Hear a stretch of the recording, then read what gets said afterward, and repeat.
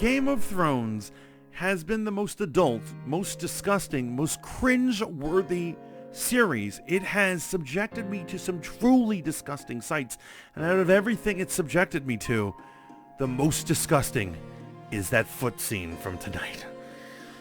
Wow. Welcome to Voice of the Fat Mantis and my review of Episode 9, Season 1 of House of the Dragon, entitled The Green Council. It's called The Green Council because this shows everyone who is on Team Green's side, green being the house colors of House Hightower, the colors that Alicent always wears, always a subtle reminder that she is not absorbed by the Targaryens. She is her own person, fighting for her house, and the Hightowers are the real ones in power. Before we get any further, I would love it if you smash that like button, subscribe to this channel, and keep tuning in to Voice of the Fat Mantis for more hot day takes. Getting into it. Have you ever woken up before your family or your housemates and the sky is purple and the only sound out there are the birds chirping? And you're sitting there with your coffee and you're like, this is life. This is what life is, man. Yeah. And then it gets ruined when you hear somebody wake up and you're like, oh, great, I've talked to people now. That's when it starts, and it's so beautiful. And you get to see that silence as a boy servant leaving the king's chambers, and he's rushing through, and we know what he's going to talk about. We surmised it at the end of the last episode. The king is dead. It is very important knowledge that the king is dead, very valuable to the person who uses it correctly, as we will see later on. Now, this gets to the next scene with a small council. Alicent sits down and calls them before her. They jump into conspiring with no problems at all, which indicates they have been conspiring to put her child on the throne for a long time now. And she's like, why have you not let me know about this? And they said, we didn't want to sully your good name or put you in any weird positions. You know why? They were predicting this. Now, anyone could see that she was going to do this. As a matter of fact, it's almost stupid that Rhaenyra and Daemon have been spending so much time away from King's Landing. They should be there to protect her father from Alicent's influence. However, I'm going for the first time ever to be on Alicent's side. I do believe she fell in love with the king. I think she grew to love him. She had both a contempt for being forced to marry him as a chess piece in the Game of Thrones, but I think she did, in a way, love him, and she doesn't feel great about doing something bad. She's convinced herself that he actually does want Aegon on the throne. Remember, we believe what we want to believe, and I believe Alicent is doing that, and I do think she is somewhat of an innocent person. During this whole conspiring, there is, of course, one naysayer, and I gotta tell you, whenever there's a conspiracy, you go with the room. And I'm not saying, don't act dishonorably, but I'm saying if everyone, particularly armed guards, are on the side of the traitors, go with the flow until you get out of there. Then rush home. Then you can start saying, well, I'm not on your side. These guys are traitors. But when you're in the room, do not greatly object. As the Master of Coin did, he stood up and he was like, this is treason. This is messed up. And of course, Sir Christian, I never get laid Cole, grabs him by the neck. The old man slams his head down and killing him, making this poor old fool the first casualty in the Civil War to come. Now that there is bloodshed, what I really love is Sir Harold Westerly. He takes off his white cloak and he throws it on the table and he's just like, I want no part in this. I'm retiring. I don't want to be involved in this kind of stuff. I think it's great and honorable that they let him go. I mean, that was pretty cool. What happens to the queen that never was, who's such an important person? I really love her character. She's a great mentor to Rhaenyra, and she should happen to awake being completely imprisoned. She's not able to leave her chambers, and no one's explaining it. Then we move on, and this is what it is. You've got a dead king. Now you've got to secure who his successor is, and they go and look for Aegon. And homeboy is nowhere to be seen. It is just utterly bizarre. He's not there. Now, we assume he's off with his whores. And now what creates a very interesting chase for the future of the kingdom? Aegon, whoever has Aegon, can start controlling Aegon like he's a little action figure. And they want to do that. Now, Otto Hightower loves his daughter, but he also loves being a conniving jerk. So he sends his own guys to go look for Aegon out in the city. He's probably in some brothel somewhere, drunk off his ass. The people working for Otto are the Erics, Eric and Eric. And so they are knights who are same name but different spelling, and they're twins. Medieval humans, man. Medieval human. What you gonna do? And then, meanwhile, Alicent sends her own men, Christian Cole and his brother Aemond, to go find them.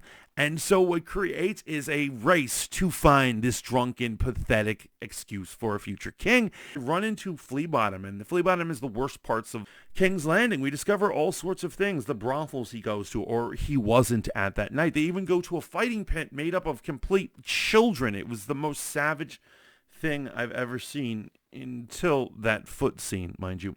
Otto Hightower comes into a meeting situation with the White Worm. Now, if you guys remember, that was Daemon's girlfriend, and we haven't seen her for many, many episodes. She has been conspiring. We've seen her just like in cameos. She just kind of is in the background, still running things. We really don't know the story of how her and Daemon ended up not together anymore, why they don't talk, all these sorts of things. Remember, he was going to make her the baby mama at one point. So it is kind of weird, but she still maintains, after all these years, a spy network, mainly of children and other people, and she has her spies everywhere, including the castle. When Otto says, we need this boy, what is it going to cost you? He hands her some gold or whatever to get things started, but mainly she doesn't ask for power or a ship or the things I would have asked for. I would ask for a dragon. What she asks for is the liberation of the children in the city. And so she's taking on this role as like a freedom fighter kind of thing. The point is, Game of Thrones is such a cruel, evil place. Planetos is just disgusting. I don't really care if anyone finds freedom. There's no justice anywhere. Everyone, even royalty to the poorest people, horrible, horrible things are happening. And that's why I watch the show. So if the children are free, I don't get to see Children Fight Club, so I'm not sure if I'm into her whole thing. He's actually be hidden in a sept, Aegon. The Erics get him, and they're trying to return him back to the thing. And it's funny, while they're traveling, the Erics are kind of lightly arguing about who should be. They're like, maybe Aegon shouldn't be the king. Do you really look at this pathetic drunk kid? And unfortunately, they run into the worst guy in the world, Christian Cole. Can't wait to see him die. Aemond, a problematic dude, but I love him. He's such a badass. And there becomes a fight and a scuffle ensues. And it's interesting. One of the Erics does not participate. He stands back and lets his twin fight on his own, indicating he is probably running to Rhaenyra. He does not want any part of this coup going on right there. This is the type of civil war that legends are built on. Brother against brother. It's being ripped apart. Why are they fighting? I'm like, doesn't everyone just want to get him back to the castle? And it hits me. This is the most insane thing in the world. The knights are fighting, and Aemond as well, for the right to be the one to get the credit for returning him. That's insane. That's how serious this is. But it's also what kind of ass kissers there are. Now, we've already thought about it since we've seen him last episode, but Aemon would clearly make a better king, and he actually states that at one point in this episode.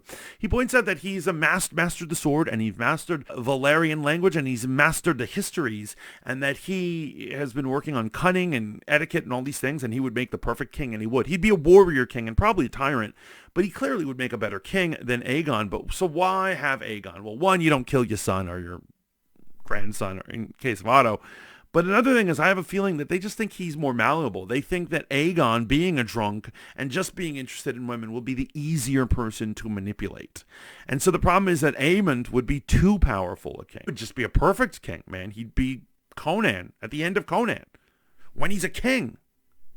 And so they get him back. And in the meantime, while these things are going on, Loras is going on about how to get rid of the spy network. And he's doing this in the private chambers of Alicent. Now, here's the thing. Earlier in the episode, there was kind of a hint that Alicent and Sir Christian Cole are at least having an emotional affair, but I don't believe she's having a physical one because I think she's too chaste. She's too chaste a woman. So what is going on here? Why is this man allowed to be alone with her? She is buying his services, and this is the scene I was talking about.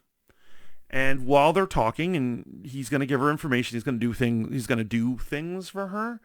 She's taking off her shoes, she's taking off her slippers, and it's all casual, and actually didn't hit me at all what was going on. And then he reaches for it, as in himself. And he's just going to town on himself in front of the queen. And I was like, what the hell?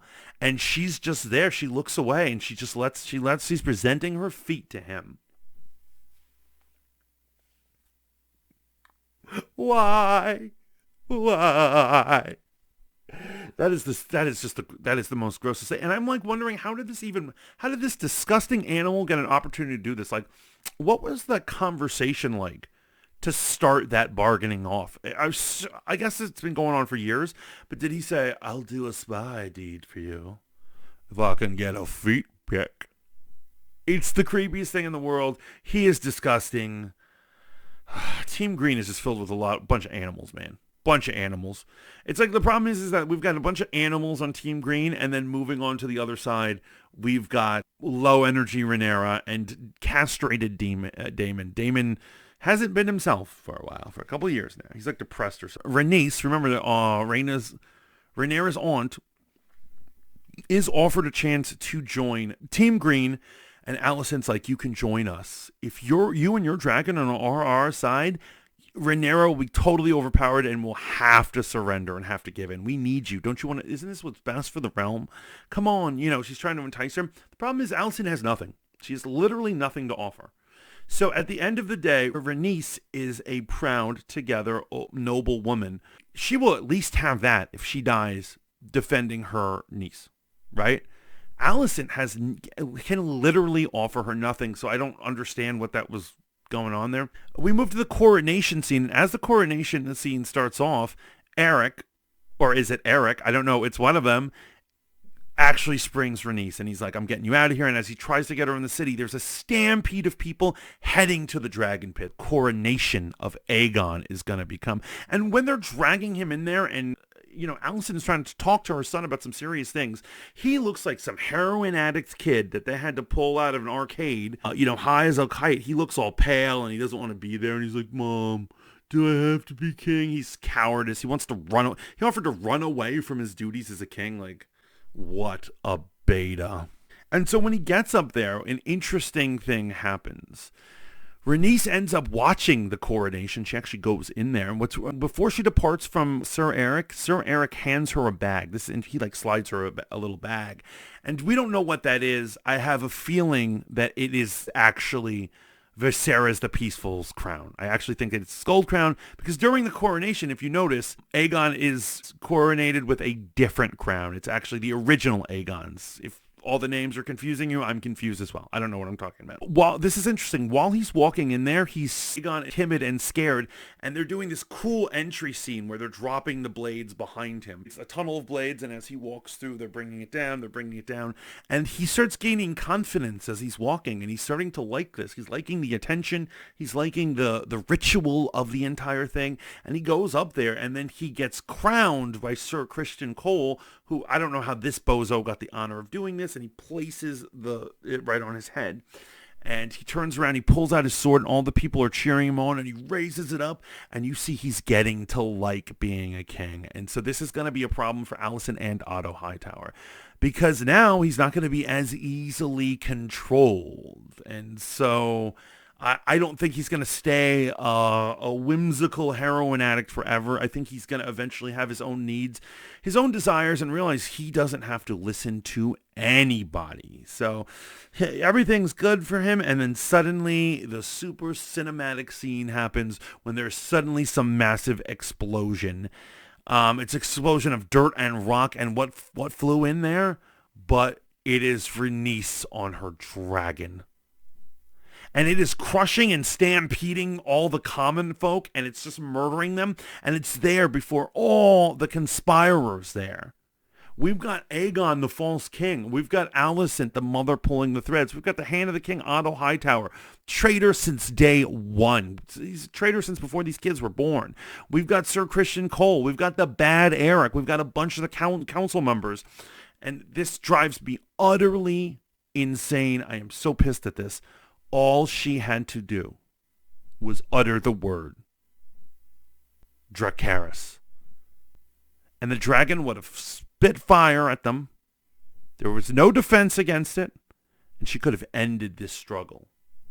Now, I know from a writing standpoint, it doesn't make sense to just have them killed right then and there, But I really do think that she should have at least attempted it, and they should have dodged or ran or taken cover or something behind something and been able to save themselves from that fate. But they'd have, in the actual story, they have Rhaenys do nothing. She's just intimidates them with her dragon. She turns around, the dragon goes for a run, killing more civilians, and it flies off. I was like, thanks for that, Rhaenys. Thanks for nothing. Say a word. It's a simple word, Dracarys. Alicent is not even your blood relation. You're gonna get over it. I mean, I've seen chicks like Alicent all over this place. Like, she's very replaceable. But those are my thoughts on the latest House of the Dragon. What are your thoughts in it? What do you think was in Eric's bag? Why do you think she did not say Dracarys?